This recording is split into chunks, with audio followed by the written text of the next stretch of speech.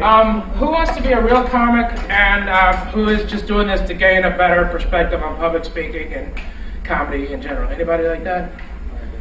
What? Really? For real? You don't want to be a comedian? I just want to have fun and hang out with cool people. Kick ass. All right. Yeah, you're not here for anything else. Hey, you're from. Yeah, because I'm from the radio. You always come in, you know. Yeah, man. Yeah. So. I love Paul and Ron. They're hilarious. I'm here to save my life. Yeah? That's not. What? I don't know, the graver this, you know, I think this is better. No? I'm wrong? You haven't waited on a Tuesday on the front of the factory. Okay? That's when you'll reconsider it all. You'll be like, oh, fuck it. I'll take death.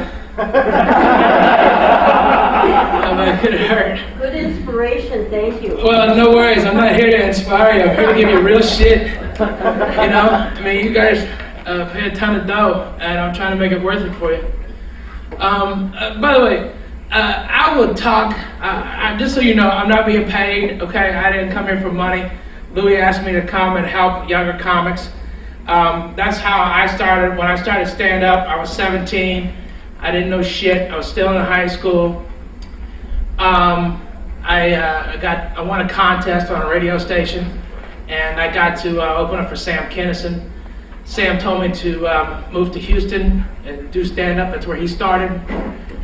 I did. I didn't even wait to graduate. I just got my diploma mailed to me, and I went to Houston. The comedy workshop that he was famous for being a part of, the Texas Outlaws, the only ones that are really still left are Carl LeBeau, maybe Ron Schock. Some of y'all don't know these names. You should get to know them. They're brilliant artists.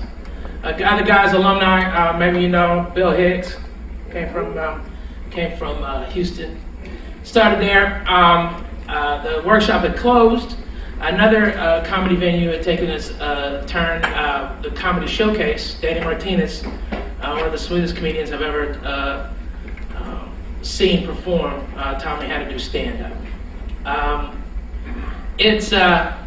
I gotta know that if you're a hobbyist, LA is not the place to do comedy.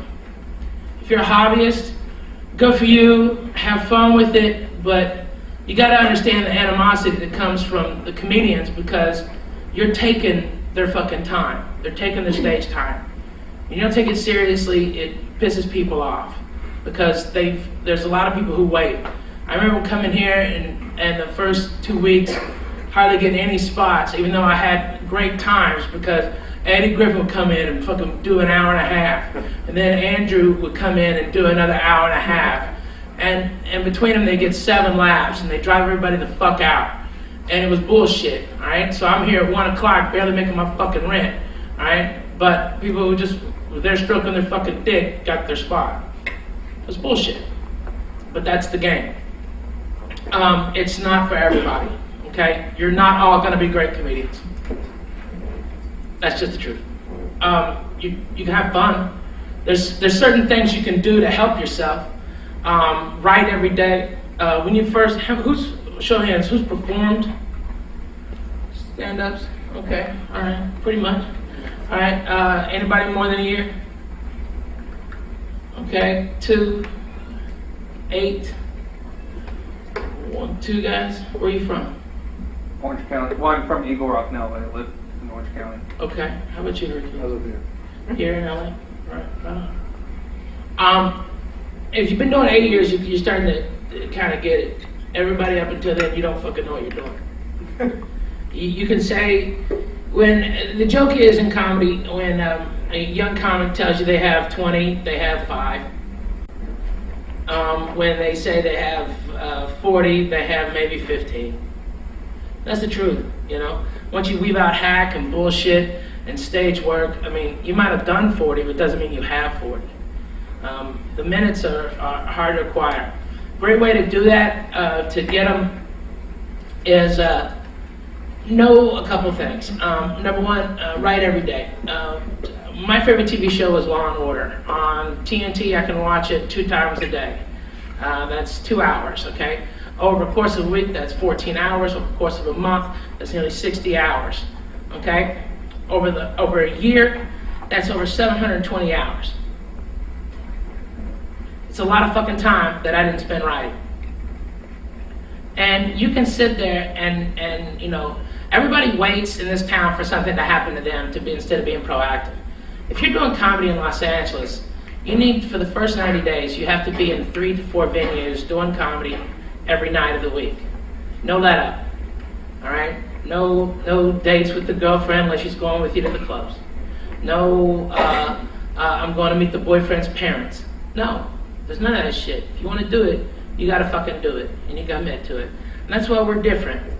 Stand-ups are weird. We're fucking weird. We're fucked up, that's why we have to do comedy. We're fucked up, and that's where funny comes from, all right? And the only ones who are ever gonna get you and understand the fucking biz are your brethren, okay? White, black, or brown, all right? You can't have fucking thin skin. You have to thicken up, all right?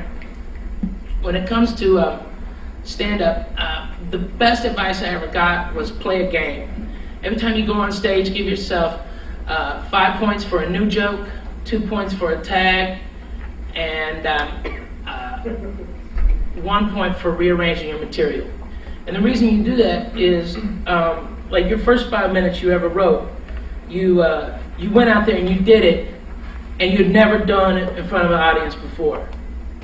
And then it takes years to get back to that type of bold confidence, okay?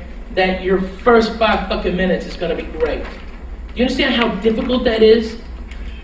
Now you guys have been doing it for a while. So open your act with a brand new 5 minutes. Bet you can. It's fucking hard. And you did it the first time.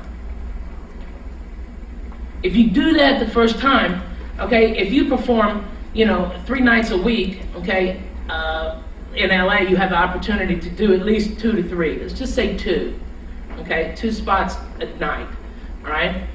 And given to the rise in like ethnic shows, let's even it off at 10 spots per week. In the course of a week, that's 520 spots. If you amassed 5 minutes of different material every fucking spot,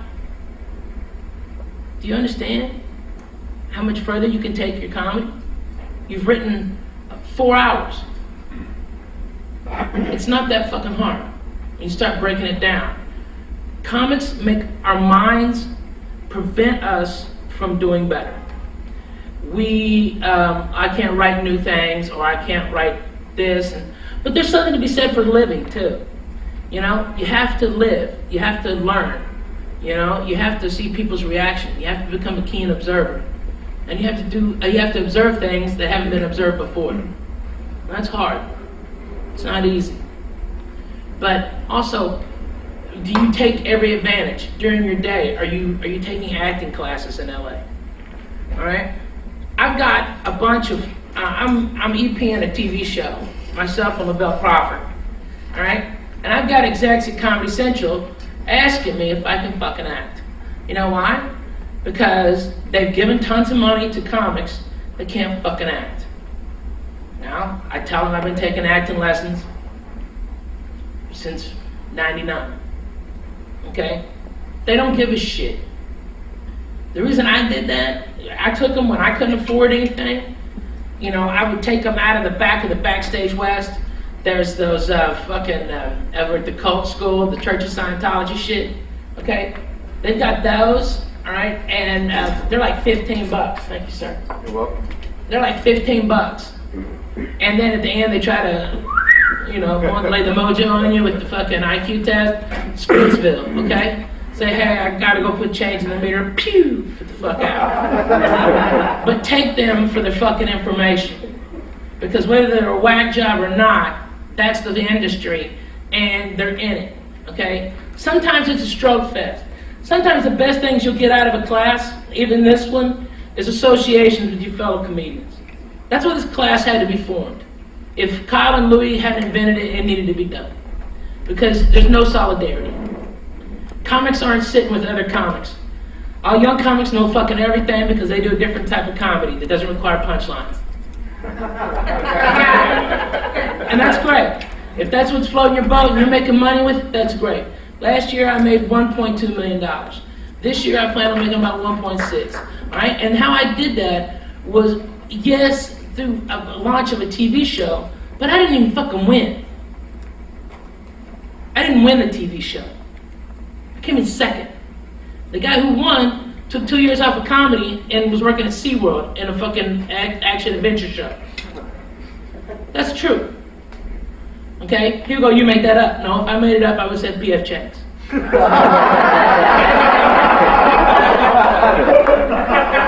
The truth is SeaWorld, okay? That's the truth, all right? Why did I pop and why did he not? Why did I pop and why did he not? He had the more votes, he had this, but I've been doing stand-up comedy for 14 fucking years at the time. I knew my way around the microphone. I did. And I knew jokes. I had been headlining since 92, 93. You know, and mine was a baptism by fire. Okay? If you guys in LA want to learn comedy, doing it in Hollywood and over at the fucking coffee shops and shit, ain't gonna do it. Nobody's ever been launched from the fucking coffee shop. It's never fucking happened. Garofalo tries to say she was, that bitch was a comedy workshop comic. That's a fact. It's been launched from comedy clubs. Sweat on the stage with Richard Pryor's. Okay? You understand? You put in, you gotta go where real comics are. And you gotta go where real audiences are. Alright? People who are snapping and into their fucking hippie shit, it's not gonna be a good judge. It doesn't represent the fucking 264 million people who don't live in LA or New York. You know, you have to, you know, you can go for the coolest one here, but does that translate? Not really, not really. I think that it's vital for you to understand these, there's rooms around LA that you can get a lot of knowledge from that aren't the big clubs. They're one-nighters. Get in touch, hang out at Latino night. Ask some of those guys if you can go up some of those Mexican rooms. People go, Ralphie, why would you ever go to those Mexican rooms? Okay, when I was starting up in LA. Okay, I got here in '99. The first night I showcased in the OR for Mitzi, she brought me in here. Okay, one other person had done that. That was Roseanne. I showcased for Jamie. He signed me to manage me. In my first week here, I was getting 25 A-room sets a week. Okay? And I hadn't even showcased at the Improv because I was too busy. They heard about me and invited me to perform there. That doesn't happen. But I was prepared when I got here. I had a great 5 minutes. I knew exactly what I was going to do. I had a great 8-minute set. I had a great 15-minute set, and I had a great 20-minute set, all right? And all the time, I would hone those sets, and I would sharpen them. I would add punchline where there was no punchline. I would add a tag off a look. And I got it to where it was so strong that they couldn't ignore me. To where when Dane Cook would move to be in front of me, it happened. A lot of people, he did that too. But I was the first one, after he got a standing ovation, I'd give one too. And not many people were doing that. It was hard, okay? But it's because I had all this knowledge from old-time comics that had helped me out. And I worked hell gig after hell gig, doing show after show after show. Now, when you, young comics are always,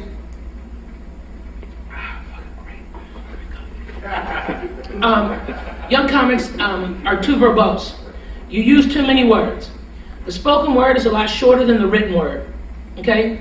The way to eliminate the slag out of your act is take on a regular notebook and then write a line from your act and then skip 3 lines and write another line from your act, all right? And do that all the way. and then go back and take out every unnecessary word to make the point happen, to make it shorter. You all can do this. Very rarely do comics, under 10, 15 years have every word of their act down. Very, very rarely. Okay, you can take out a lot of unnecessary, and you're gonna lose time, yes, but you're gonna get stronger. You're tightening up your material. Do you know how to construct an act? Do you know how to do your set? Okay, your number one joke is your closer. Okay, that's the end. All right, leave them laughing. Your second joke should be number one, and try to make it an introductory joke. Express who you are in the first 30 seconds. People will like you or dislike you quicker than 30 seconds. And if you're good, you're smiling, how to tell a joke. Smile. Unless it's your thing to be fucking mad all the time, smiling is better, okay? Because when your friends are telling you a funny story and they're giggling so hard that they can't get the fucking story out, okay? All right, and they're smiling at you, and you're working up, and you're like, okay, you find yourself like, okay, motherfucker, what, oh my God, right? You're already halfway there. You've already got them halfway there. It's so easy to push them just a little bit more. Young comics are always afraid of silence. Silence is great, okay? It builds drama, but it's a great cheat.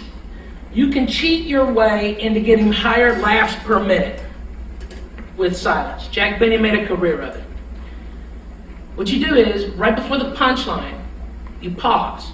So you have your lead up, and then a pause, and the audience will hear that pause, and they're just as nervous as you were. You were feeling every pause with ahs and and all that shit. And they'll laugh at it, or they'll applaud at it. It's fucking crazy, but that's what they do. And then you hit them with the punchline. The reason they'll laugh is they'll see your punchline. Since you brought them to this point, they'll see it, knowing your character and how you're going to react. All right, and they laugh once, and then you do the punchline, and then they laugh again. So you just doubled your laughs per minute. When you can't write new material, work with what you got. Take your jokes. None of your jokes are ever finished. If you think they're finished, you're finished. Get out of the biz. They're always under construction. That's why it's so fucking hard for comedians to record things. Because we know every joke is always evolving. It's always getting funnier, longer, better, more complex, more tags, more tie-in backs, more...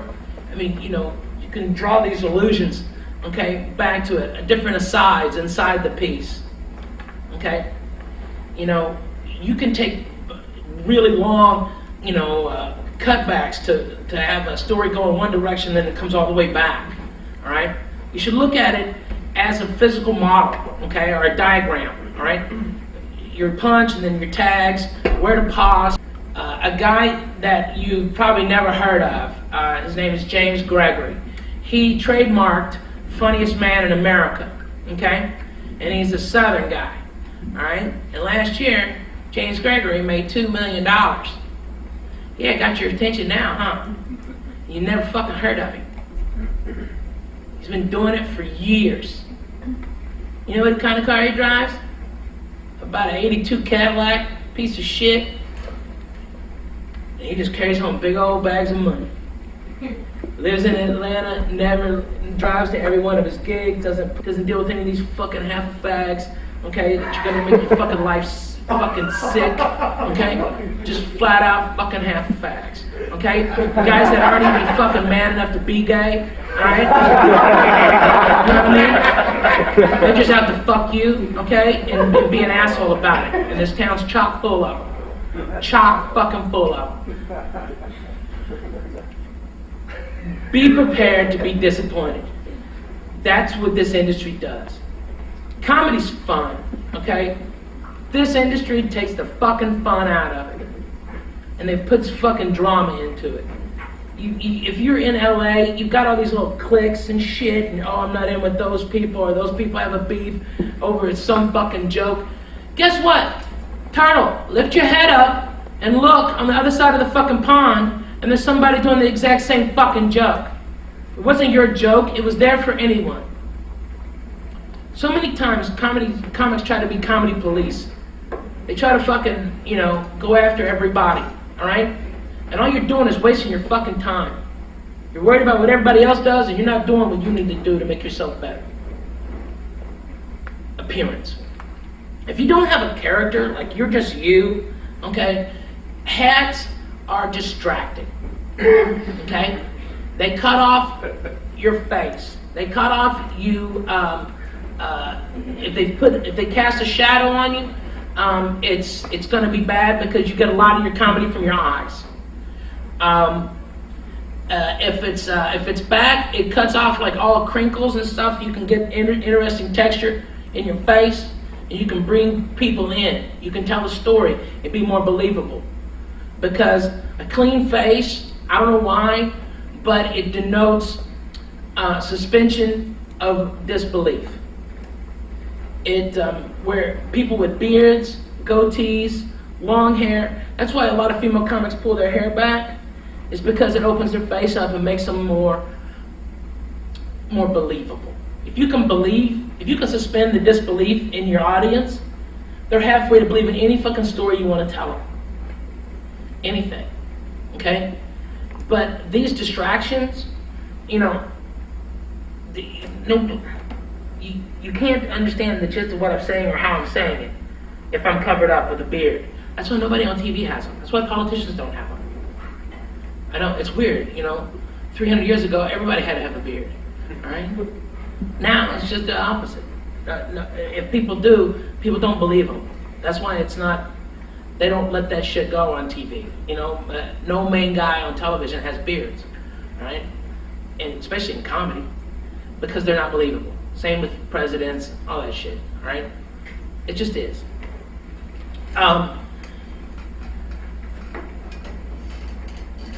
Let's see. Joke.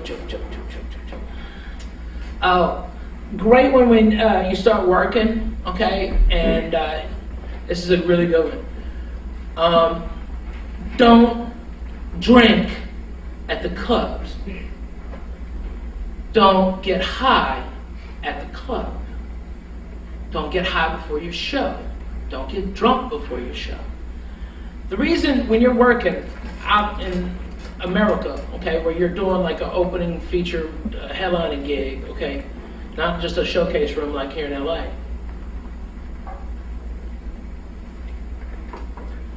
If you're an opener, you're making $300 a week, okay? That's like 7 shows, 4 days, all right? If the club owner, he goes, yeah, drinks are on us, all right? And let's just say you have 2 beers. 7 shows, that's 14 beers. Now the actual cost is less than $15 with taxes, okay, that the club has to pay, all right? Not that much.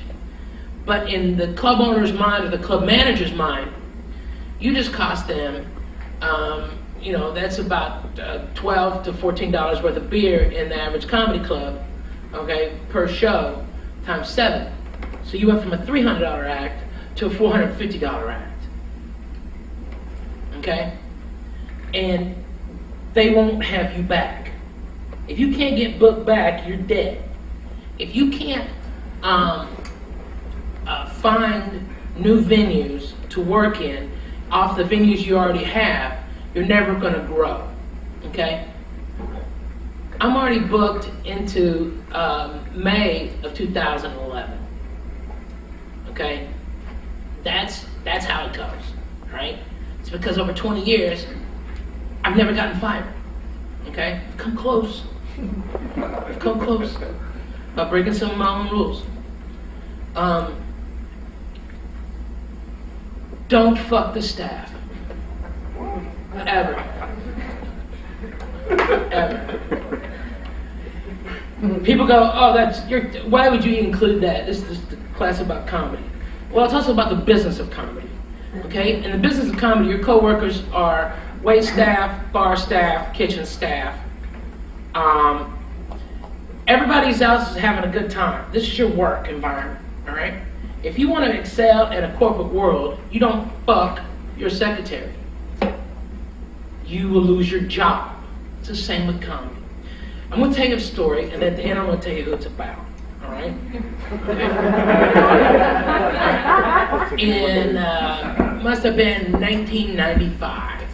I was working at the Laugh Stop in Houston, Texas, and the headliner, funny guy, country guy, all right, was getting shit-faced, and he fucked the fat head waitress and a manager, okay?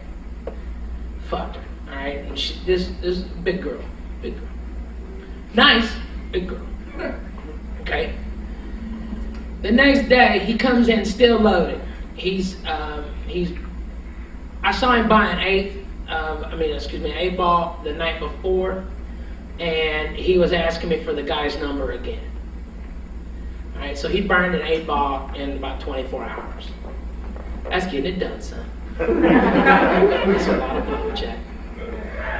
And then he was taking pills, and he was doing a bunch of shit, and he's getting fucked up before the show, telling everybody, all the comics, myself included, we're all laughing at his fuck stories about fucking the fat waitress.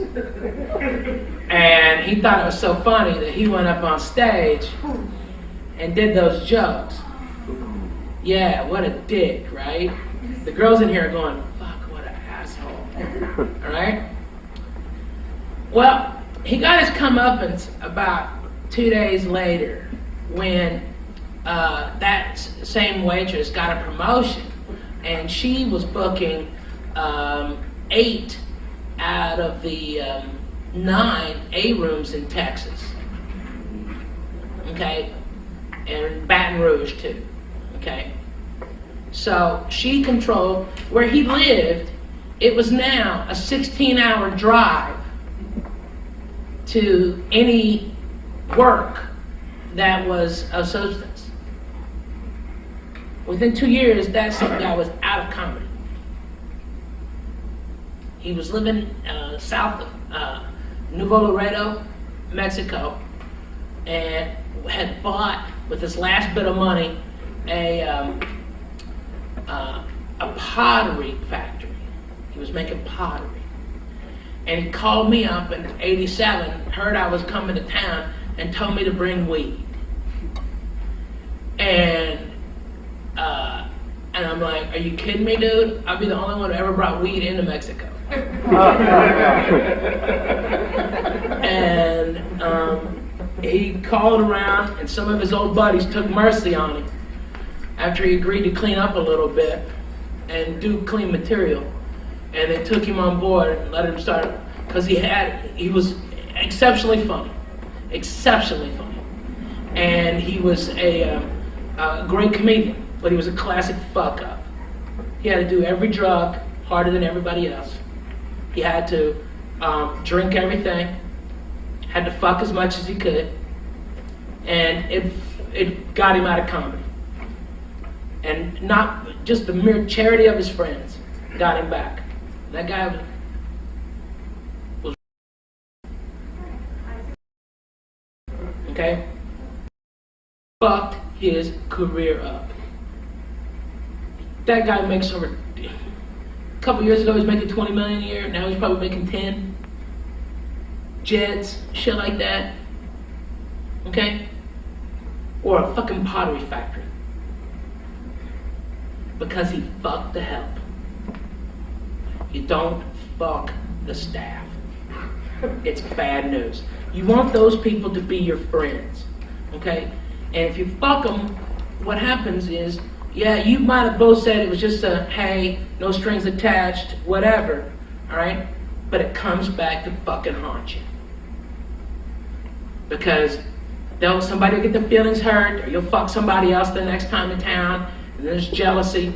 And then, when the club owner's talking about comics they like, that wait staff ain't talking about how much they like you, and how you can get back in there. And that's a big fucking deal. Those people have the ears of the people that make the decision. Don't shit where you eat. Female comics, don't fuck comics. Okay, don't fuck them. You know why? Because I don't care how good you are. If you fuck them and you fuck more than one, nobody ever fucking forgets it. And I don't care how much famous you get, how many fucking albums you sell, they'll all say, oh, she fucked that person. That's where she got her act from. I know 4 girls people say that about now. And these girls make millions of dollars. And people shitbag on them. They never just can let it happen. Alright? And girls, you have to thicken your fucking skin up. Comics are gonna fucking shitbag on you. They're gonna be mean to you. They're gonna call you cunts. They're gonna fucking do all this shit. And guess what? They're just trying to get you out. If you have a relationship and it's not really fucking solid, comedy will take it away from you. I don't care. It's very hard to have a civilian wife. When you're fucking over here and you're the star over there, people get jealous. They get jealous and they get crazy shit going on in their head. Whether you're doing it or not, you know, they're gonna fuck. It's gonna be bad, all right? Comedy is a brutal, brutal art. It's brutal. On marriages, relationships, health, physique, I mean, it's brutal, okay? That's the nature of the biz. Let me see. What else? Louis, what do you think? Well, you know what? Just a couple of things I was going to ask you that you were talking about. Okay. So, when you lost, when you came in second, or lost, however you looked at it. I don't know. Right. No, I just came in second. I don't give a shit. Right. But at the time, did it have any effect on you in the way that things in my life would that effect on me, like whenever I lost the kid? You know, did you lose anything in that, or did you get stronger from it? I think I gained from it, to be honest, you know. I think everybody was expecting me because I was just in shock, you know. The guy had done basically the same, 8 minutes because he only had 15. And it snowballed everybody, right? But I also knew the score going in. I knew the business behind the business on Last Comic Standing. It's not an even playing field, as probably some of y'all have experienced. You've gone down there and dealt with that shit. At the time, I was over 650 pounds, and NBC had never had a person that big ever. Jay Moore told me, because we'd worked together and we were friendly, that basically NBC wanted to get rid of me.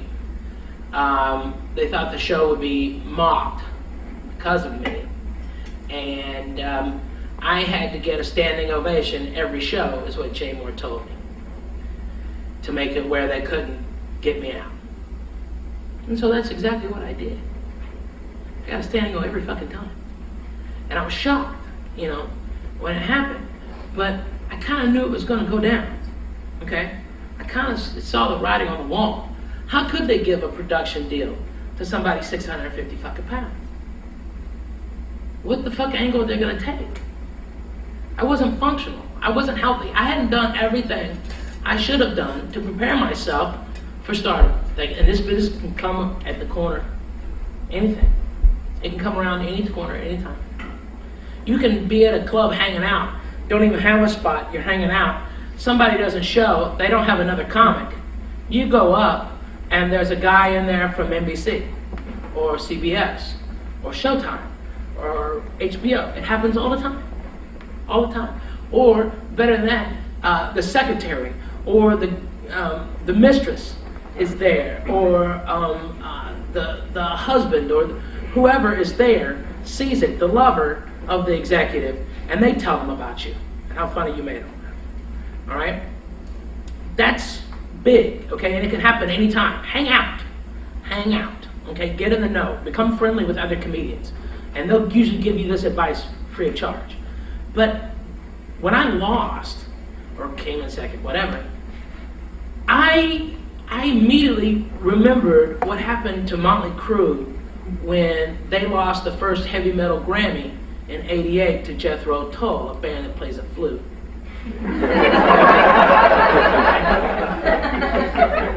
What happened in response to that was that it actually, I think I lost because my fans thought I had it wrapped up. Even if it was, I mean, I don't even think it was really real, to be honest with you. I don't think the voting was real. But what happened is that it got them so pissed off that I got robbed that they became even more of my fan. Okay? And in doing so, my first album, Just Correct, went platinum. I've had 2 other subsequent albums go platinum. That ain't bad. 3 albums.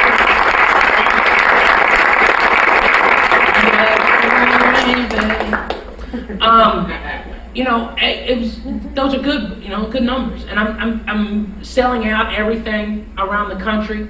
I'm doing theaters in September that already have tickets. These are late September dates, and my tickets are already over $1,000 in Valley, in Bakersfield, Stockton. What? Nobody does that. Okay? It's not easy. But I also do radio every chance I can get. When you get an opportunity to do radio, fucking do your best material. Your best. I don't give a shit what jokes you have. You do the best shit you've got. At that moment, you be as funny as fucking possible. Okay? And don't stop. When they're laughing, keep on pouring it on. Give them every fucking joke you can. Here's why. A lot of comics don't do this, and the reason they say they don't do it is because they're nervous. If I tell my best jokes on the radio, then the audience that comes won't laugh at those jokes, and those are my best jokes. Well, who gives a fuck about the 300 here when 300,000 just heard you on the fucking radio? Those 300,000 are the ones who are going to buy your fucking albums because something's in their life. They couldn't get a babysitter, work was too much, bills are tight, I can't afford $25, per person. That's $50 for me and my girl. And then drinks. This bitch has a $12 beer. Bitch, you better drink that beer. They add it up and they go, but I can spend $20 on Amazon and get a DVD. Okay? And you just still sold product. And then when your DVD goes to them, they like you in this much, they're going to like you in this much, and then they're going to come spend their fucking dollars. I have people come up to me, I've seen you 12 times. You never do the same jokes. I don't. Because I have a commitment to my audience. I'm Southern. I was not raised with any money. It was hard, and I know the value of a fucking dollar. When I lived in LA, I worked off of the clubs. Here, $15 spots in the OR. Like Jamie's, $40. They got bumped up to $60. Improv, still probably owes me fucking $2,500, motherfuckers. But I also sold weed. Okay, I'm not gonna bullshit you. It was never a full gram, but it was always good weed. Always. I sold it right in that hallway. I sold it in the front over here. I sold a shitload back here in the piano room. And I had my clientele. And through that, I made a ton of connections. I made a ton of fucking connections. It got me with a lot of people that propelled my career. Because I made myself indispensable, I made myself readily available, and always fucking funny. And I would go do stuff for free. Well, I had a buddy who was working a sports show on the Fox lot on Sunday morning. That means on Sunday I got up at fucking 6 a.m. and drove over there, had breakfast with him, wrote a ton of jokes about sports stuff that was going on that day for football, and he killed. He got a big contract. Even though I had done it for nothing and not expecting anything, just the experience of writing jokes and that pressure and that environment, being around TV people, he gave me $25,000. The same week my engine on my car blew out. I mean, it's crazy sometimes how the business works. You have to work for it. If you're expecting money in comedy, you're retarded. Get out. Okay? If you came here with some pie in the sky fucking dream that you take this course and then in 2 years you're making $1 million, it's not gonna happen. Alright? It's not. Alright? You can't prepare for that. What you can do is, as a comic, we have our days open. If you want to aspire to TV things, you all have a look, you all have a personality. Every one of you could be taking a commercial acting class, okay, and going in on commercials. I can't tell you how many times there's a commercial place in Santa Monica, okay, off Bundy, that has at any time, all times of the day, 8 to 12 commercials casting. 5 days a week I was down there reading the sides for everybody. I wasn't submitted by anybody, but I auditioned for every fucking role. I got something. Got a couple of nationals, and that shit fucking moves you forward. You just try to stay on. If you're here in LA, get a fucking job. Get a job, make your fucking bills, clean your house up, alright? Live like a fucking human, and go out and take the gigs in order, in business. Don't drink, don't get fucked up. Stay a little bit, have somewhere else to go. Alright? Talk to other comedians. Okay, where's the spot? Where are you going? Oh shit, for real? What's that? Have you been doing any good shows lately? Where's the good spots? All right, and you can get hooked in. Okay, I remember guys would take me and I would do 7 spots in a night, and I was just like, what? I didn't even know these shit existed. Like all the Mexican rooms. Holy fuck, those Mexican comics got their shit on lock. Every one of them's got 2 or 3 rooms. I can't tell you how many times Jeff Garcia saved my fucking life. And he goes, hey bro, you want to work? Yeah. All right, I've got Monday in Montebello, Tuesday West Covina, Wednesday Rosemead, Corona on Thursday. There's a little bit of south side of LA, LA County, motherfucker. All right, that was a bullshit drive. Okay, fucking casinos, the Hustler Casino, shit like this. They're all doing comedy, okay? You don't have to do all these fucking poetry reading fucking coffee shops, okay? You can find a real audience, okay? You can find something, okay, where you can actually be you, okay? Now, the reason that a lot of comics get mad at cussing, okay, that comics who curse to get laughs. Once you learn how to write dirty, you can never write clean. I don't know. I don't know what it is. I don't know why. It never fucking translates. Alright? If you learn to write clean, you can always go dirty. Alright? Now the reason you write clean and you have clean jokes in your act, if you do get a TV spot, what you gonna tell them? You're telling them your blowjob piece and then your fucking double penetration fucking closer? What are you gonna do? Talk about eating pussy for 5 minutes on Jay Leno? I don't think so. I don't fucking think so. Sucking cock? No. Tampons? No. It's not gonna fucking fly. You have to have clean material. Because you have to do it on television. There's also something else nobody will tell you about. When you do a fucking show for Comedy Central, you want the whole fucking text of what you're saying to be bleeped out? Because they fucking will. They'll bleep it all. You want to lose 400,000 units sold because they won't put it in Walmart? If you're dirty, you won't go in Walmart. If you're clean, you can work NACA. Okay?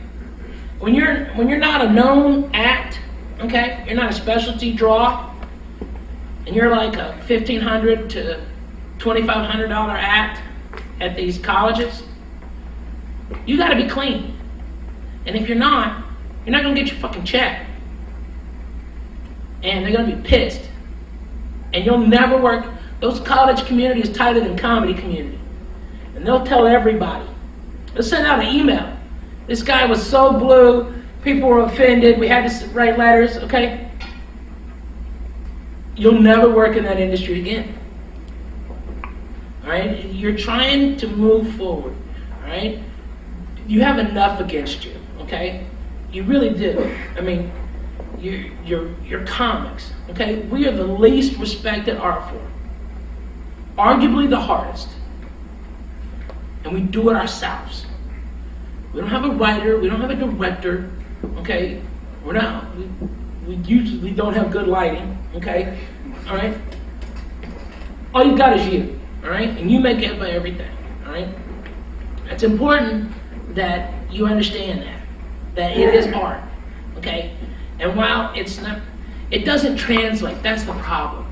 To see the painting, you have to be inside the painting. You have to be in the audience, in the backstage, seeing it happen live, all right? That's how you can see the art. It doesn't translate on DVD, CD, none of it. You can still get the joke across, but it's not what it fucking really is in the room. And that's why it's least respected, because you can't document it. You know?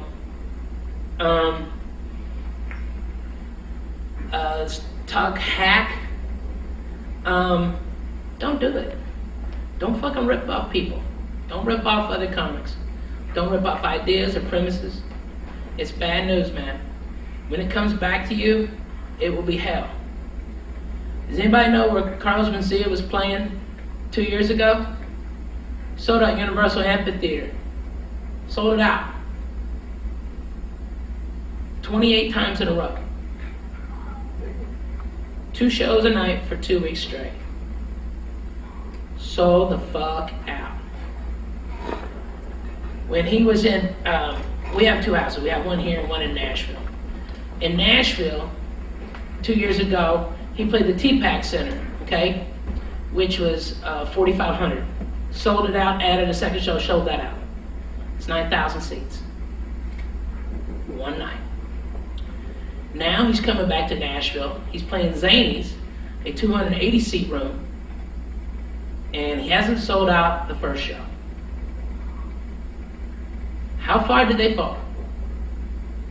I really think that shit Rogan did really fucked him up. And whether it was right or not, it happened, and it's brutal. I'm not gonna get into any of that shit. I don't like it. Me, I've eliminated being around comedians. This is the most you're gonna see me talk to anybody. Because I don't wanna be around them. If you get, whether convicted or not of theft when you're a comic, the inference is enough to kill your career. Because in this business, you are guilty when accused. And then it's your job to prove your innocence, if possible. And people are still going to believe what they fucking want to believe. And you will lose your career. You will not have one. You get so much off of this industry, off other comics. You'll have your life beholden to it, right? If you fucking, the only people that get you and you become an outcast, it's a lonely fucking place. Me, it can't be theft without opportunity. So I just don't watch any other comedians. I work with 4 people. My wife is one of them. Because I don't care. I don't do it for the back of the room. If you're trying to make the back of the room laugh, and all the comics, and have respect amongst your ilk without respecting what the audience wants, get out. Get out of the fucking way.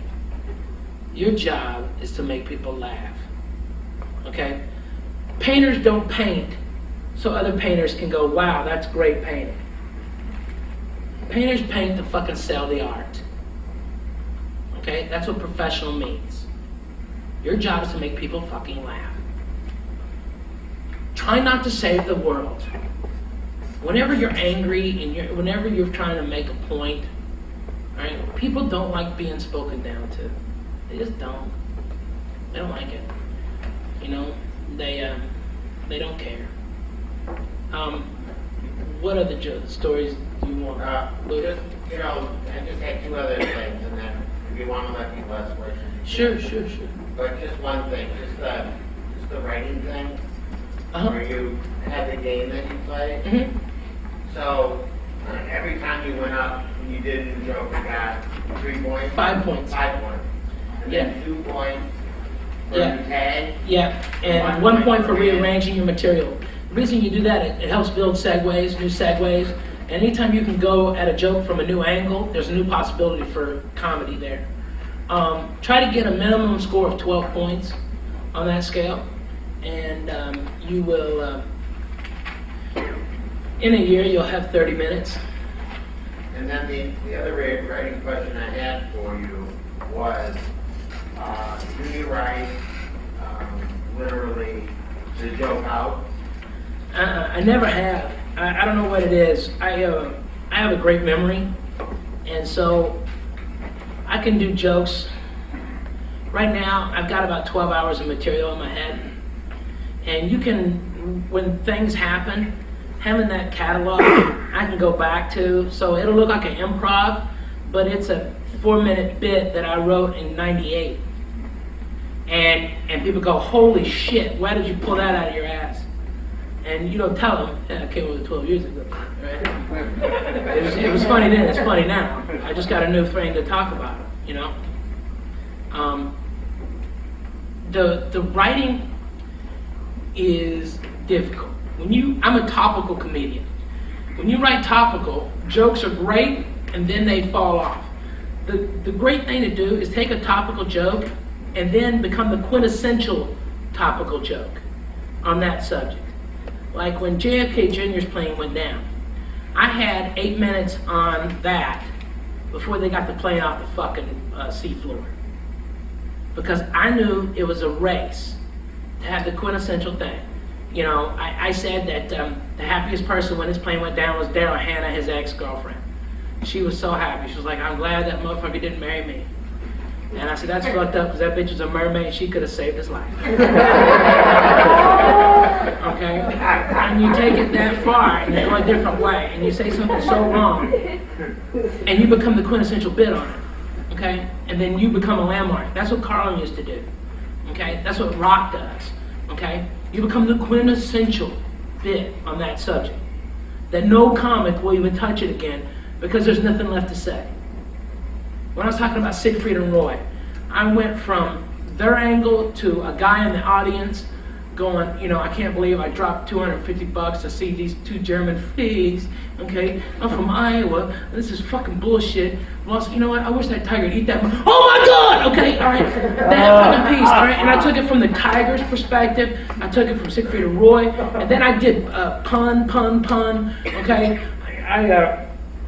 I bring it all the way around, and then, you know, they said that he was just trying to save them like wild tigers do in the wild with their young, if they love them. And I'm like, that's bullshit. That was a male tiger in the wild. You know what they do for their young? They have sex with a female tiger about 60 times in a 24-hour period, then leave having nothing to ever do with their offspring ever again, much like NBA players.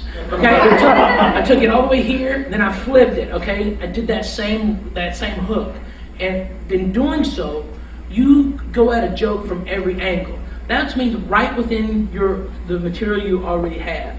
Every joke can be expanded. You can add a new angle. Okay, have you done the opposite? Have you gone forward? You know. Bring all points into a subject, okay? Your take and answer other people's questions to the con, okay? If you're pro something, then answer the other sides who might be in the audience, the con of whatever topic you're on in your joke, right? And you'll get them laughing and them seeing your way, all right? Like I say, I smoke weed for Jesus, okay? And the reason I say that is because it confuses the Christians. I don't like the fact he smokes weed, but he says he does it for Jesus, so I don't know how I feel about that, okay? And in doing that, I influence myself with anybody, okay? First, I align myself with the portion of the audience that is down for smoking weed or whatever. And at the same time, I raise the awareness of the side of the audience that condemns it and thinks it's lowly. That's how you flip them, okay? You're trying to bring them in. This is a good piece. All right. Young comics look down and they say, too much. Okay? Don't bring your fucking notes on stage. Be a goddamn professional. Memorize your jokes.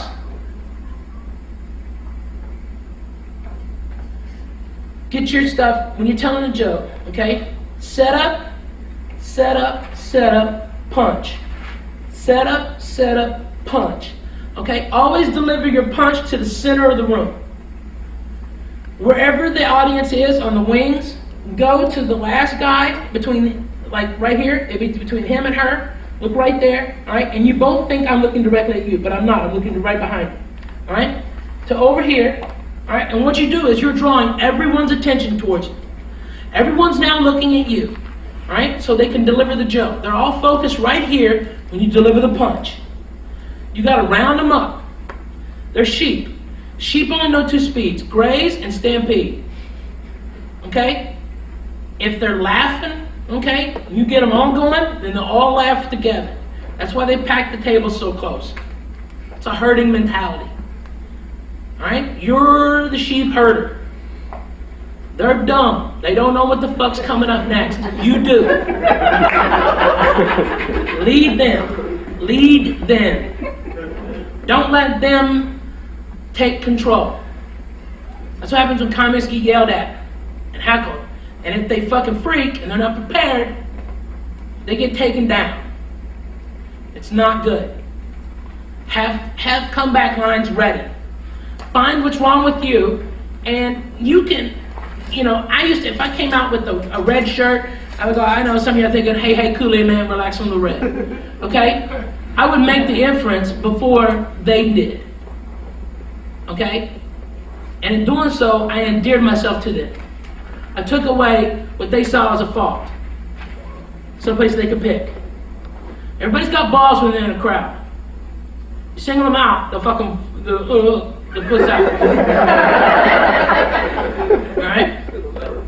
So can you give me you don't have to if you don't want to, but a setup and a punchline? Like, are you talking about one part of the joke, another part of the joke, and then the payoff, right? Okay. All right. We'll use the Kennedy bit. Okay. Every time on the news, there's always a special about the Kennedys. And every time something happens, they go to these same old white people to hear them go, oh, the Kennedys, it's such a tragedy. I'm here to tell you that every one of the Kennedys are fucking retards. Every single fucking worthless piece of shit of them. Joe Kennedy had weak sperm, and all his offspring are soft-skulled, Corky from Live goes on, fucking retards. JFK was a fucking idiot. You don't take your mistress to where your wife is, okay? Happy birthday, Mr. President. That's the first rule of how to be a player. Don't take the bitch you're fucking anywhere near the bitch you married. Word. Alright?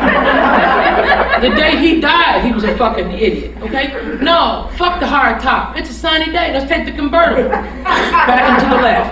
His little brother Robert. Hey guys, I know a shortcut to the kitchen. Alright? Taylor Kennedy. It's okay, baby. I'm a great driver. How about this fucking retard? Shh. Shh. Throw the ball. And then I would take the mic and hit my head. Okay? Remember the guy who hit the fucking tree? Yeah. Alright? And JFK Jr. was a fucking idiot too. Alright? I'm not mad when Darwinism works. Okay? I'm really not. I'm not mad at all. Okay? When he was like, oh, fuck the second day of flight school. I'm a Kennedy. Alright? And you know when that plane went down? You know the happiest person was? Daryl Hannah. Okay? And I do that joke.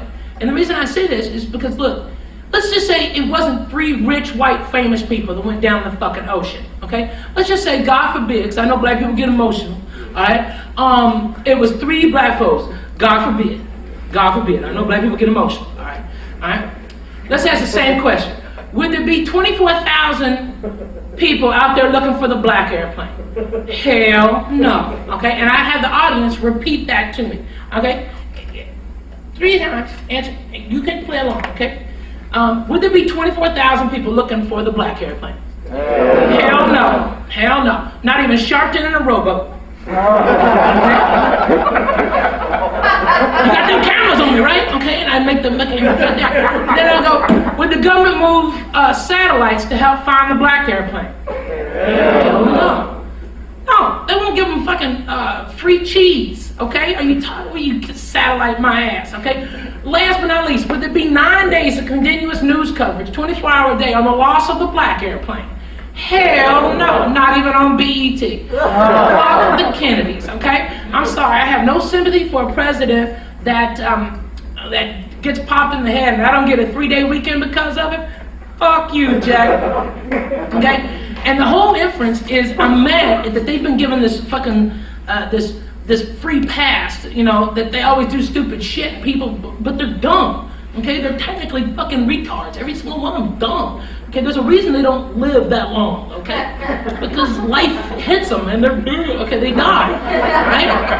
But what at the end I'm mad about is the fact that I didn't get a 3-day weekend.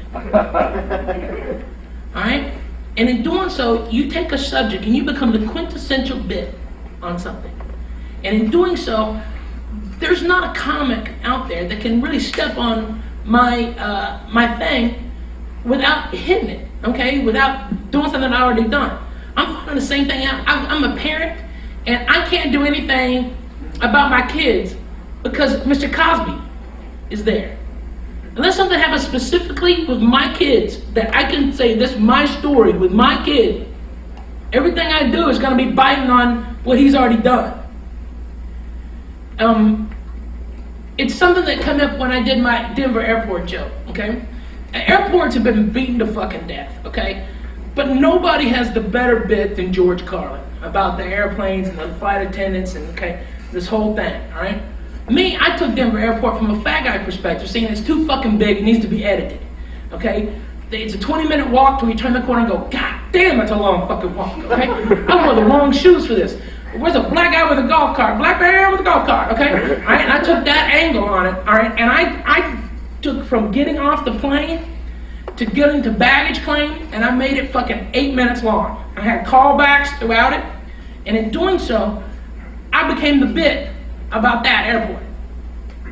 There's nobody else gonna touch it. And I witnessed the miracle on the Hudson. We were down at Chelsea Piers when the fucking plane went down. Crazy. And I was stoned. Now, Chelsea Piers, if you don't know this, Chelsea Piers has an air and space museum on the USS Intrepid. That's why my wife wanted us to go down there, because she knows a lot of aviation. Okay, I like planes, right? And they have a very special plane there, the SR-71, Blackbird Spy Plane, fastest plane we ever told anyone about. Okay, fast fucking plane, right? I wanted to go see that, but to walk around and deal with civilians, I had to go get fucking high. Okay. And I was coming back, and it was mayhem, and there was cops and everybody, and I go to my wife, and I'm like, is this happening to everybody? And she goes, yes, there's a plane in the water, and I'm like, what? Which one? Which one fell in? They got everything down here, that's awesome, okay? She's like, no, stupid, a plane just fucking hit the river. And I'm like, what? So I kind of witnessed the miracle on the Hudson, but it became a story, and I was there, and I had the perspective. I knew the North Hudson hospitals where they took the survivors, and I said, if I just crashed my plane into the dirty Hudson River, got AIDS, because you get that if you land in that water, okay, you get AIDS, all right? And then someone took me to New Jersey, I'd be like, nigga, throw me back in the river, Jack, okay? Fuck Jersey, okay? It's State Flower is a shit diaper by a toll booth, okay? Alright? And people go, how can you just get away with saying nigga? I don't make any reference to color, alright? If you hung up on words, you're not gonna be a success, alright? Write clean, do this, but don't be afraid of any word. Because when you're doing a character, and if you're talking to another guy and you're afraid of putting the real words in that person's mouth that they would say, then you're not going to be believable to your audience. When you just on that, this is the second time I've seen you do this, and this one, just like your act, is fantastically different.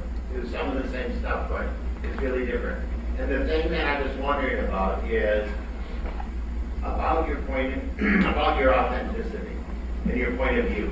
If you ever consciously thought about it as you were doing it. Yeah. I remember I was doing BET's Comic View, and backstage, I knew the producer, Rashawn McDonald, and everywhere, this was like the month after the Kobe Bryant scandal broke out in Denver, and they had on the boards, "Don't do Kobe jokes. No Kobe jokes. All Kobe jokes will be cut from the performance," because somebody in the warm-up had mentioned Kobe Bryant, and this theater full of black people went fucking bananas. And they were booing, and they had to scrap the whole shoot for that audience. They had to turn out the audience and wait 2 hours till the next audience showed the fuck up. And they were livid.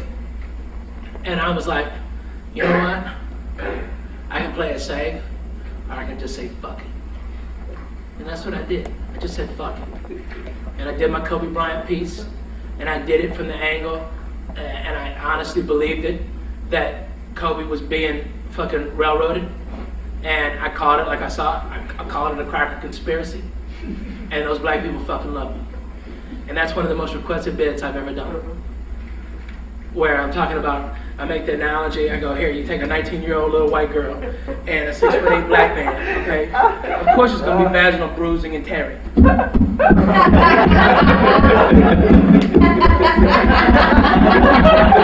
while I'm doing that, I wasn't saying anything. But I was making people laugh without ever using a word. That's one of the great things about that joke, is try to find in your act the place that doesn't need the word to get the laugh. Find the place that an action or a look can get you a laugh, and you can increase your laughs per minute exponentially. You take the shot, okay? Even if you fail, it's a good story. I got booked to do the Tom Joyner morning show cruise. Now, being the only white person on the boat was not off-putting to me. But when I had to follow Jeremiah Wright, Reverend Louis Farrakhan, the Stylistics, 20-minute band break, and no one told me that the average age of this audience was close to 70 years old. I got booed before I told my first joke. But I was like, fuck it. If I'm gonna get booed, I'm really gonna get booed. So there was 4,000 people there, all right? And they're all black, all right? And I said, it's great to be here on the Amistad.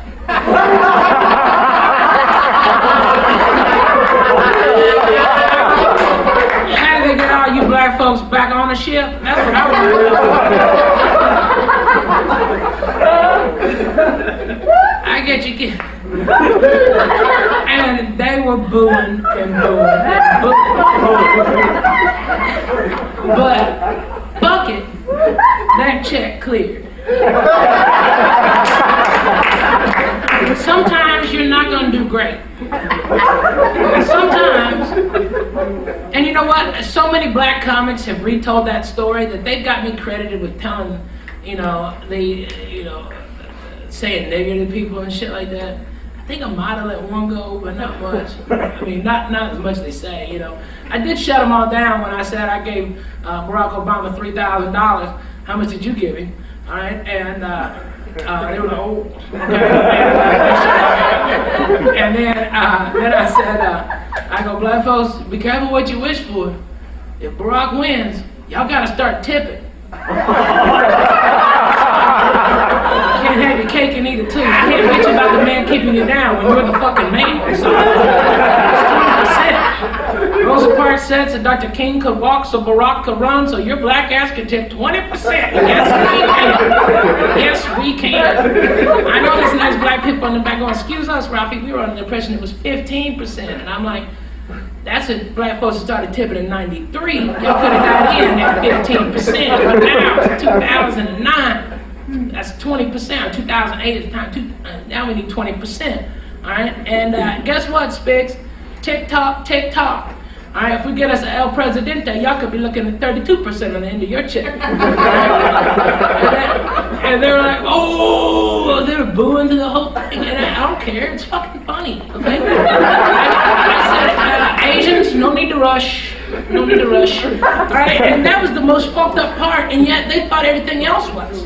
Okay? That Asian line is the most fucked up part of that whole fucked up joke. Alright? Because I just take all hope away from Asian people.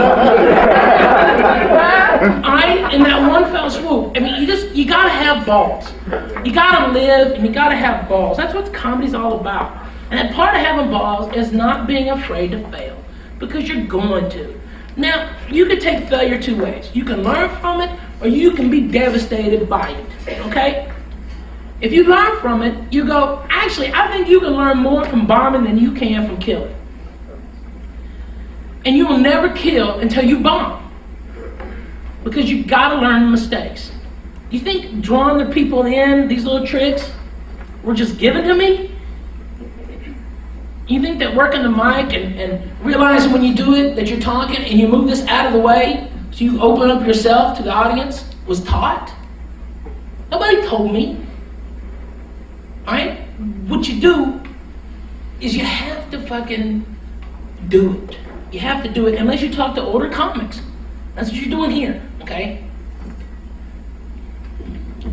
So are you saying that your point of view, and we can wrap it up, I know you're being very generous, but, so your point of view is to really just be yourself, to not worry. Don't worry. Not worry, you do not care. Yeah, you all fly, okay? You all fly. Every bird flies, okay? And every now and then, a bird fucks up, hits a glass. Okay? And they fall. If they live through it, they get the fuck up, they ruffle down their fucking feathers, and they take off flying again. Alright? That's what happens. You're gonna fucking eat it. Alright? Don't worry about it. It'll come. You don't have to look for it. It'll just be there. Alright? But if you have friends, okay, and you work with these people, and you write, and you bust your ass, and don't try to fucking market yourself till you've got something to market. You know, don't work on radio till you have a solid 8-minute set that's clean, that's TV friendly. When Roseanne came here, because Louis dragged her from Denver, brought her up here, made you put her on, she blew this place apart, and then she was asked to do the Tonight Show. She didn't have any fucking jokes. She had to rewrite her whole shit in 3 weeks. She's very fucking lucky. Very fucking lucky. She had a great character, great point of view, good comedy basics, but no one had ever taught her how to write clean. She got lucky. Most of the people under that amount of pressure would have fucking crumbled. But she's a strong bitch.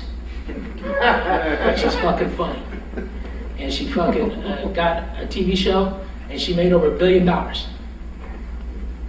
Okay? Wrap your mind around those fucking numbers. It's hard. What are some of your questions? Y'all are puppy comics, most of you. What are some of your questions? I know you've got tons of. Yes, sir. What made you take the classes when you first started? I didn't take any classes. They didn't have classes like this. Just comics would talk to other comics. It was a tight community, small community. You know, there was nothing like this. Yeah. You said you took acting classes, though, Yeah. right? Do you think that helped your on-stage performance? Because Without a doubt. Because Without you a were doubt. taking acting classes? Yeah, You getting highly familiar and recommend getting that. comfortable on stage and making acting out a joke, second thought, without a care or whim or balls, certainly helps. It always does. Yes, sir. Now, if you bomb with certain material, do you scrap that material, or do you try to brainstorm that and how to position it into a better market or better audience and tweak it all out? Or Okay, when Henry Ford made his car, okay, actually in 1918 in the state of Pennsylvania there were 2 cars registered, okay, and in the whole state. In November of that year in Pittsburgh they had a head-on collision. Okay, that's true. Oh, that's true. Only 2 cars in the whole fucking state. Kennedy's like that? No, they were coal barons and they were racing, okay? And they went around the corner and they smashed into each other. There were no rules, okay, they didn't know. Now, would Henry Ford, because that happened, just scrap his cool car? You're not dependent upon the audience for verification. of your being funny. If you wait for them, okay, they'll fucking eat you up. They'll turn on you in a second. I'll get you next, brother. All right? They'll turn on you. Okay? If you wait for them to come around to you, they won't, ever. If it's politically incorrect, they will not come around to you. You have to bulldog them into believing the way you believe. All right? And that's the truth. If you wait for them to give you your political correctness and acceptance on a piece and you don't call them on their bullshit, you can't be controversial. You have to be talking about cookies and socks. Okay? So if something flops, don't just kind of put your head down and go in the No next fucking piece. way. Say, "Fuck you, Find you out what's that funny about Yeah. it, and then fix. 9 times out of 10, it's your performance of the piece. Physical comment. Right. Right. Yes, sir. When you go on stage, how much do you know, like, how to play in a this is what I'm going to talk about tonight, and how much of it is just seeing what the audience likes?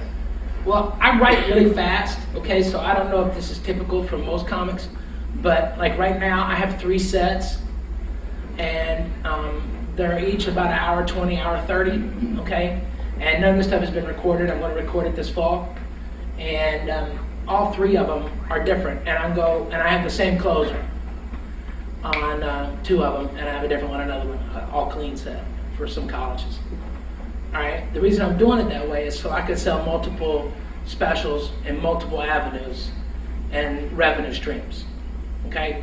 I do that, so I know if it's A, B, or C, and I bring them out and I dust them off every time. Now you can do that on a much smaller scale with your material. You know, you have 6 minutes. You know, I mean, build up 3 6-minute sets with a closer, and there's your 20-minute set. All right. But have these interchangeable. Okay, and work on them. And know what you're going to do, all right? And tighten every one of them up. You're not writing new material? Great. Write a punchline, say the stuff faster, get less words in the way between the setup and the punch, and make the jokes tighter. You can always work on something. You say, like, 8 years in is when you know who you are. Well, like, the jokes that you did before you're 8 years in, are those still jokes that you like and that you bring back with, like, you knowing who you are now? Yeah, to some degree, yeah. Not all of it's shit. I mean, sure, some of it was, but not all of it is. It just varies. I had a joke about not being able to go see Def Leppard again, and I wrote this joke in '89. I said I can't watch them because I just feel like I'm, being really condescending to the drummer. Because after they kick ass, I'm like, yeah, y'all rock, yeah, woo! Look at me use both of my arms, okay? Because he only has one arm, all right? And it was funny then, and if I do it on radio or something, people still think that's funny, okay? And you can still do it because they're always doing some kind of reunion tour or some shit like that, okay? Yeah. Do you believe it would really make a big difference for me if I shaved my beard? Yes. Yeah. Hands down. No doubt. You got balls enough, little sister. You'd be fine. And the reason is because you're not. You look like you're holding something back. You look like you're not telling the truth. People denote that salesmen don't have beards. Let me double check. I got 3 of them, brother. Would you say that to him if you knew that his character was a completely shy, nervous character? Yeah, because then that comes off with a beard, really creepy and pedophile. Galifianakis knows. He's drunk. Yeah, Zach's been the anomaly, okay? But Zach, if you watch his stand-up, at about 25 minutes, it all kind of starts to go away. Like, he's a really good actor, all right? Energy. Okay, it's his energy. But when he does his act, at about 20-25 minutes, the wheels start to come off. And I'm not downgrading him. Yeah. I mean, he's more well known than I am. All right, but I would present this to you. He had a show on VH1 that lasted 20 episodes. Okay, and it was his own show, and the network was all behind it. They'd announced tons of stuff about it. Why didn't it go? He'd been on TV shows. He'd been on a bunch of sitcom pilots that never got picked up. Why is that? Now, on the shows that he was on, like that show with that hot chick, okay, he played a creepy lab guy, okay, and Hangover, he played a creep. all involved. So, yeah, but that's the character he played. You see what I'm saying? Yeah. I mean, that's what his niche is, but that's also what he was playing. Okay, so he was fortunate to A, be funny, and B, be a talented actor, and also be in the right place, and happen to be at Comic. But as far as the headlining set, we'll start to come off at 25, 30 minutes in. Yes, sir. Yeah. Do you think you get a little bit more leeway doing like inappropriate racial material because of your size? I don't think so. I mean, it just says I'm more white. I feel his brother would injury if I tried to do anything like that. Well, it has to be real, okay? Yeah, I See, get the thing is that I was raised around black people, okay? And when I came to LA, I lived with Mexicans, and I did all the Mexican rooms. I mean, Kyle can see, when we were working at the factory together, okay, I could do stuff that no other comic but Paul Mooney could do. I was up there saying nigger years before the fucking shit with Michael Richards. The difference is I was funny. That's the thing. I never forgot the basic rule of comedy, is be funny. In my dealings with especially Latinos, is if you sell the truth, no matter how bad it is, as long as it's truthful, they'll give you a pass. And I made a joke about it, okay? That I said, as long as you tell the truth, the worst you'll get from a Mexican is, hey, that's fucked up. And that's how it happened, okay? That's exactly what happened. Is that just by exposure and being close to it, I got into the culture, and it became from a place of, not from malice. You know, the stuff I talk about would probably get a lot of white comics punched in the mouth.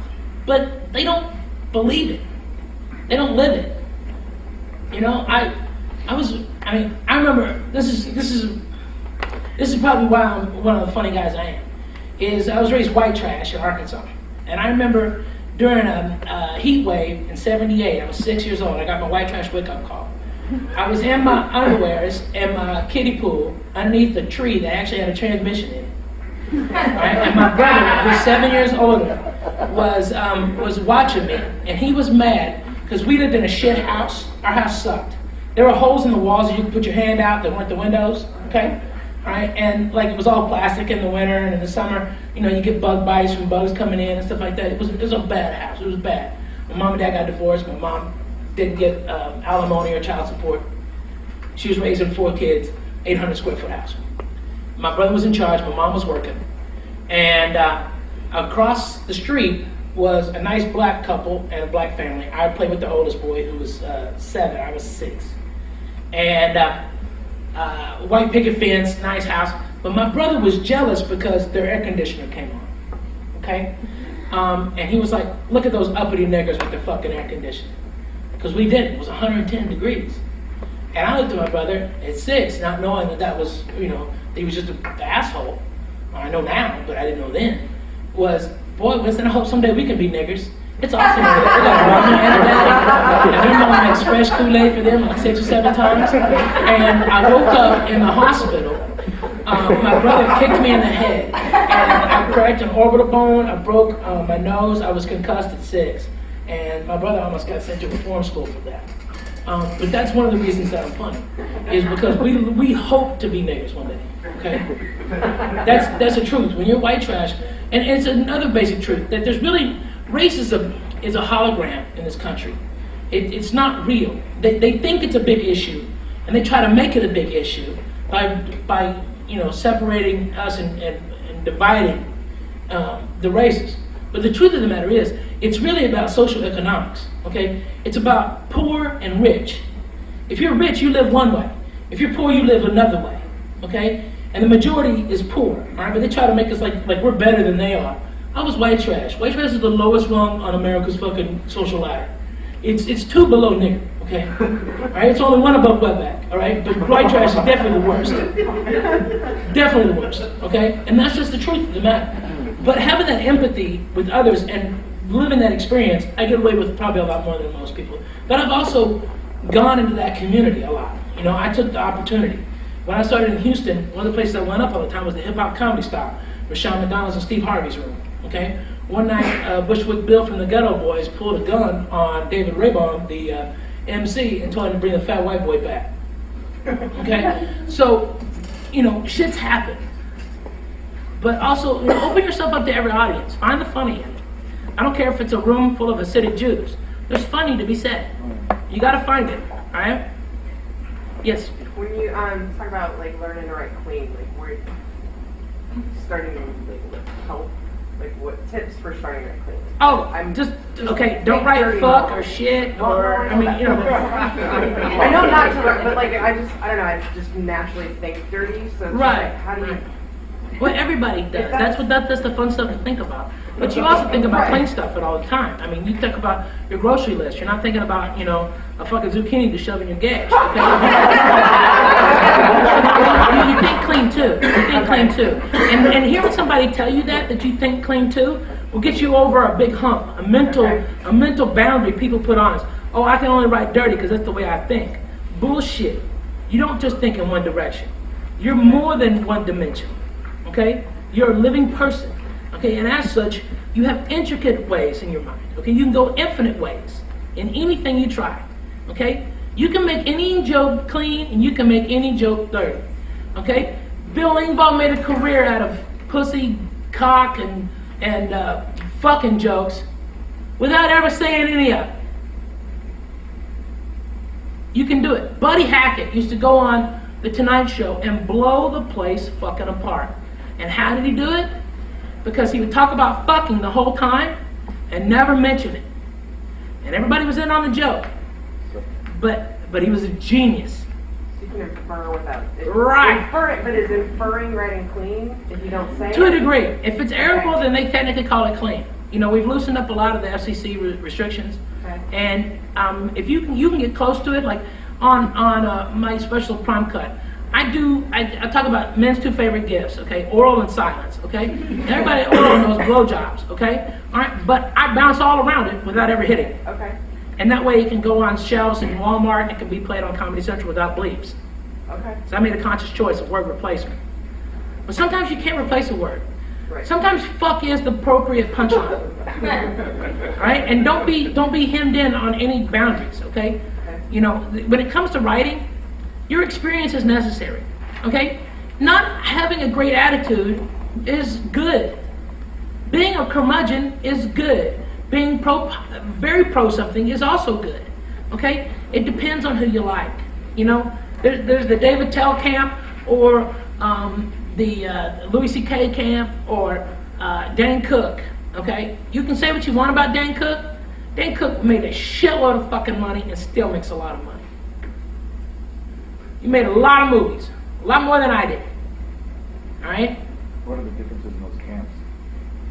Well, David Tell has spawned a whole generation of knockoffs, like Mitch Hedberg did, okay, and before him Bill Hicks did, Richard Jeni has, Jerry Seinfeld has. I don't have anybody yet, okay? Thank God. But they emulate their style, okay? And they come on a very punchline, without going into personal stories, okay? And then you go Dan Cook, who's so whimsical and fanciful, he's bouncing off his fucking place, okay? He's saying the most outrageous, crazy shit, okay? Then you have people who just do punchline setup, like Larry the Cable Guy. Love him or hate him, that guy's fucking funny. And, I mean, he's made $1 billion in the past 10 years. How much you made? You know what I mean? Yeah. That guy's fucking great. Everybody comment the shitbags on somebody, you need to watch your fucking tone. You need to watch your fucking tone. That guy's paid his fucking dues. That's why he got rewarded. Alright? Yes, sir. Could you talk a little bit about the fact that you obviously wrote a lot of material early on about race and about just like your physical size?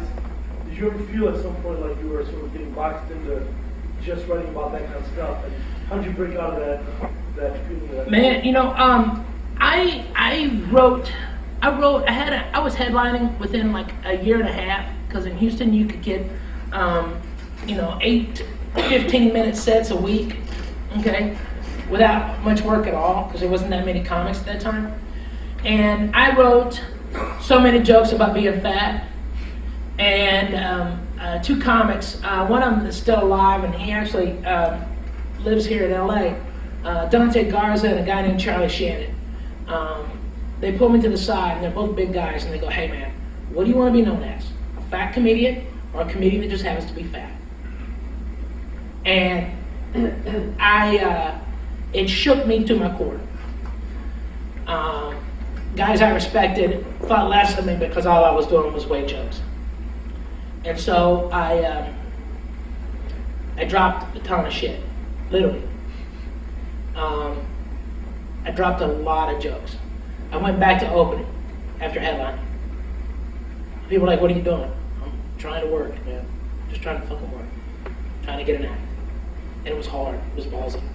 And then you get on TV, and I do one bit about living in the hood, because I lived off Crenshaw and Adams, rather by the Johnny Pastromers. I don't know if you know what it is. The hood. Okay? And then everybody called me Wigger on Last Comic Standing. Now, I performed the joke once. NBC ran the shit out of that. They ran it in all their theatrical previews for the show. They ran it on the commercials. They ran it even when I didn't even do the bit, okay, as part of I just done the bit, okay. They focused on where I lived. They sent a camera crew to my house, okay. I done BET and K-Locos because they were TV shows that wanted me on, and so I did jokes for my audience, even though I had a lot of other jokes. They labeled me as a wigger or whatever, okay? And then it was so weird because by the end of Last Comic Standing, I had death threats. I had people from white supremacist groups call me a race traitor, but they spelled traitor with a D.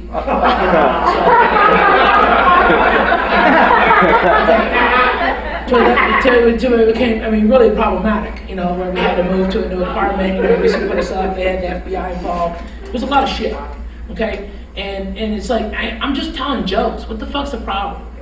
Okay? And then I do a piece because at the time, we were told that Iraq was, the ones that were sponsoring Al-Qaeda and shit, and they had nuclear weapons. They're trying to, give terrorists fucking gas, and they said it was about oil, and I was like, great, I want cheap gas, okay? And I did that whole thing about cheap gas in the finals. And people were acting, oh, he totally abandoned his roots and now he's doing this joke. It's like, I'm multi-dimensional, motherfucker. I'm a human, okay? I have more than one way to think about something. If you don't, you're Glenn Beck. All right? You have to have other ways of thinking about subjects. Okay? You have to be open. And you have to be open to fucking up. And people go, oh, he shouldn't have gone political. Well, I don't care, okay? I know what I did in the room, okay? I know that in a 4.5-minute set, at 2 minutes, the audience stood up and gave me a standing ovation. I had to shut the audience down to finish the fucking piece to get another standing ovation. Then they chanted my name for 7 minutes. And then Jay Moore made me come out and shut them down. That's what happened, okay? So if I abandon my roots, then good. I don't want to be one thing. I don't want to be a one-dimensional comedian. And it's probably cost me.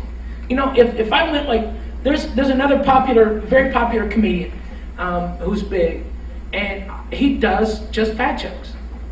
He does them very, very well. Okay? And the guy sells out all around the country. Now, could I do that? Yeah. And trust me, if I wasn't as controversial as I am, I'd be a lot richer. A lot. There's a lot more money in that than there is in, being edgy. I know a guy that's so fucking edgy, he doesn't even work comedy clubs anymore. All right? And doesn't want to, does it out of his own want. All right? And because of that, this guy, he's never going to have the success, but he's got everything he wants. Sometimes people are waiting on a bus they hope never comes. Some people don't want to be the best comic of all time. Some people just want to tell their fucking jokes. And that's cool, man. That's fucking cool. I don't like hobbyists, but if you are who you are and you're true to that and you're fine and doing whatever you do as best as you can, then you can't really fault it. By the way, chick comics, you got a road a lot harder than men, okay? You got to toughen the fuck up. My wife's a comic, all right? It's hard, all right? Very hard. Yes? What do you say to people, because actually meeting a lot of people around in the room, a lot of people are from different areas. I mean, we're from Miami, Israel, from New York, Jersey? I mean, what do you say to people that aren't, in the market of LA, per se? Okay, I started comedy in Arkansas. My town had 3,700 people in it. I drove 110 miles to Fayetteville, or to Little Rock was 100 miles, to do everything I could do to do comedy, before they had comedy clubs. Find your own success. There are so many paths to the top of the mountain. And your level of success does not necessarily being on TV and making $1 million, okay? Maybe it's just making a living. Maybe it's just fucking having an outlet for you being creative. Maybe you're somebody that's in a relationship and seeing your kids grow up is more important than being the funniest fucking guy.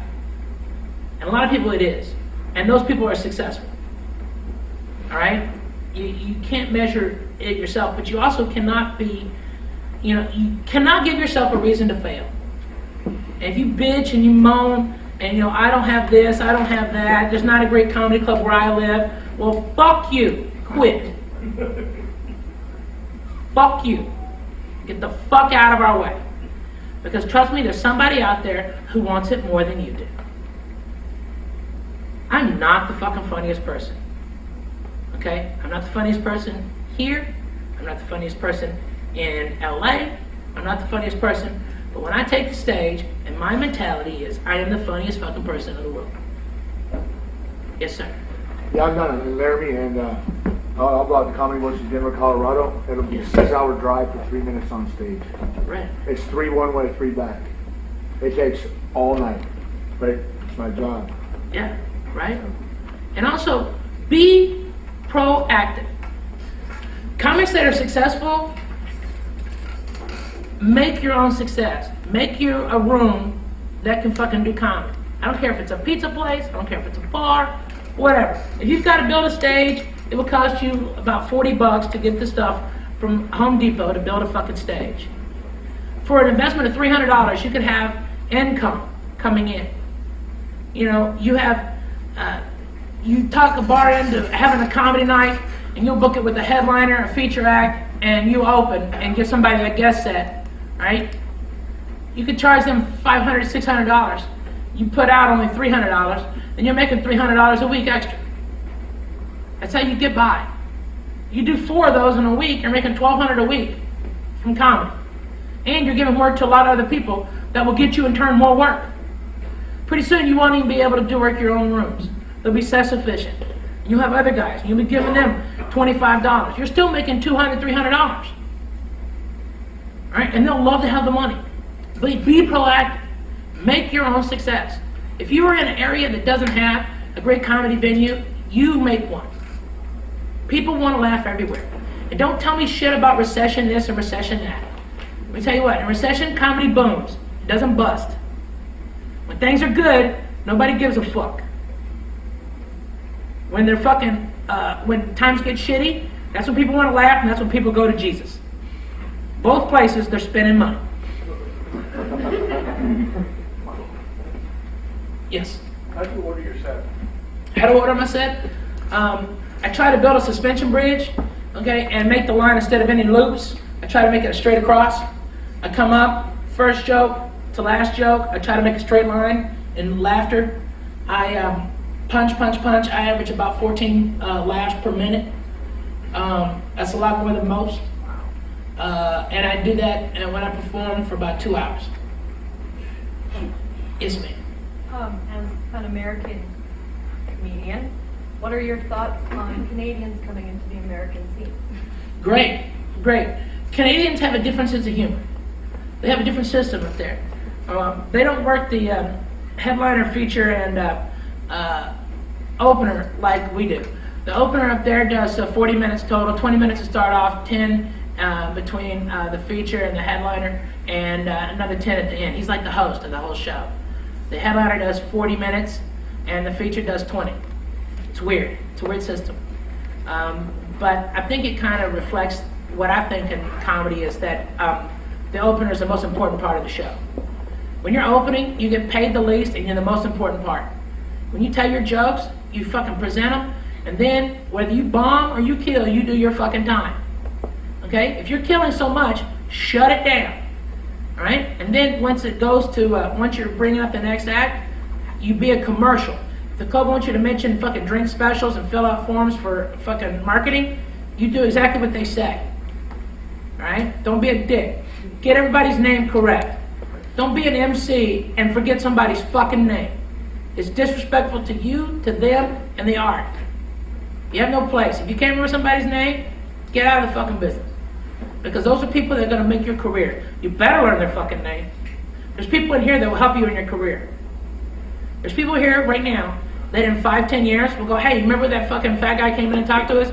Yeah, well now I'm producing him on a show. Or I'm writing for it on this show or that thing. Okay? Don't let yourself have any reason to fail. Okay? Don't be limited. All right? Canadians come in and make people laugh. They have a different sense of humor. It's a drier, more British type of comedy. Stand-up comedy around the world is about 20 years behind where we are. Okay? That's good because you know what's coming. They haven't really had a British alt scene pop up yet. The comics there still do punchlines. Okay? Canada, it's a drier, it's a more polite comedy. There are more polite people. Australia, maybe 25, 30 years behind us. Eddie F. Sagad there. What the fuck?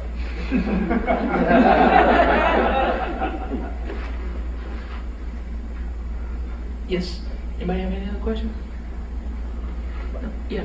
You're saying like, Australian comedians are behind. What about like comedians like Jim Jeffries, for example? I don't know if you know. Yeah, I know Jim. Like he seems pretty like up to date with the way things are here. Like really? Well, like his sense of humor. You know what I mean? Like he's still got that like. He's raw. Yeah. He's raw. Yeah, okay, raw. but if you watch his stuff, they're all drinking fag, dick, and poop jokes. Yeah. That's what they are. Okay? That shit was chic here in the States. 88, Sam Kinison, Bill Hicks, Andrew Dice Clay. Not Bill Hicks. I mean, Bill did a lot of drug stuff, but we still haven't caught up to Hicks. Okay? But it was cool. In the 80s in the States, every comic was on blow. I mean, if you had to go back here and look at this fucking table on the fucking piano. Yeah, so many razor marks on that motherfucker. You have any idea how much blow was done off that cocksucker? You have any idea? Yeah. Comedy's a business now. You know, people, the individuals, the ones that excel, are doing stories, and then some are doing regular punchlines. You know, the most successful comedian that's ever been is Jeff Foxworthy. Okay? He doesn't do, he does some stories, but he's most known for punchline setup. You know, you're a redneck if, right? He's translated that into billions of dollars. Yes, ma'am. I am a Canadian. What part? BC. Okay. Have you ever done a show in Canada? I have. I've done Yuck Yucks in Toronto, all the Ontario rooms from Kitchener to Hamilton, Niagara. I've done all those. I've done Montreal, stuff like that. I like Canadian audiences. It's like a really nice suburb. It's like a white suburb. I mean, it really is. but also, know this: Canadians will stop laughing if you go in too insensitive.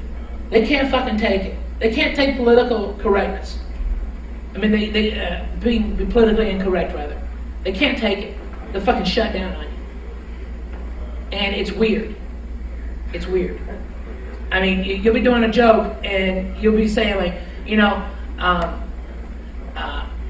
if you see a fat white girl smoking cools, wait a minute, there'll be a half black baby come right around the corner. Okay? All right. Canadian audience will shut the fuck up. All right? They will they're breathing in. If you shock them, okay, that's the problem with shock comedy, is that people can't laugh when they're inhaling. It's physically impossible. When you shock so much, like this, they can't laugh. Their natural inclination at that point is to groan. Oh, you know what I mean? All right? It's pretty basic. But good for you.